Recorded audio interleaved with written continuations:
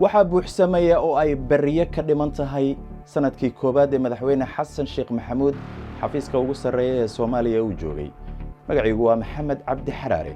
sharaf ayay ii tahay inaan qabto kulan dadweyne mid noociisa kii ugu horeeyay Soomaaliya kaas oo qaadaya xayndaabka u dhaxeeya madaxda iyo bulshada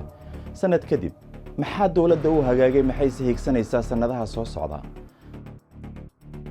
dagaalada dawladdu la gashay kooxda argagixisada ee Al-Shabaab ayaa iminka galay wajiga labaad waa sidee qorshaha dagaalkan maxaa xiga Al-Shabaab kadib ciidanka midowga Afrika ayaa la filayaa inay dalka dhawaan ka baxaan ciidamada Soomaaliya ma ku filan yihiin amaanka dalka iyo dadka Soomaaliyeed dagaal ayaa sanadka gudihiisa dalka ka dhacay heshiisyo caalami ahna waa la galay sanad kadib halkee uu marayaa guud ahaan geedigii Soomaali heshiis ah dunidana la heshiis ah sanadkan uu madaxweyne xasan sheekh maxamuud xilka hayay waxa dhacay cabashooyin ay bulshadu dawladda si toos ah iyo si dadbanba ugu jeedisay waxa jira su'aalo ka dhex guuxaya muwaadin kasta oo doonaya inay madaxdu uga jawaabto madaxweynaha Soomaaliya xasan sheekh maxamuud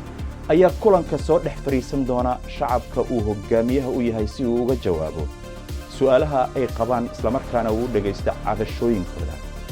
kulankan waxa uu ahaan doonaa mid isku dhafan kaas oo looga qayb gali kara si toos ah uu qof ku imaanayo madasha uu kulanka ka dhacayo iyo qaab fogaan arag ah oo online ah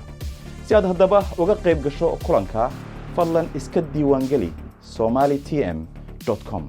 sidoo kale waxaad bartan ku soo diri kartaa su'aalaha aad doonayso inaad madaxweynaha weydiiso iyagoo muuqaal cod ama qoraal ah sidoo kale waxaad su'aalihiina noogu soo diri kartaan warbaahinta gaarka loo leeyahay ee Soomaaliyeed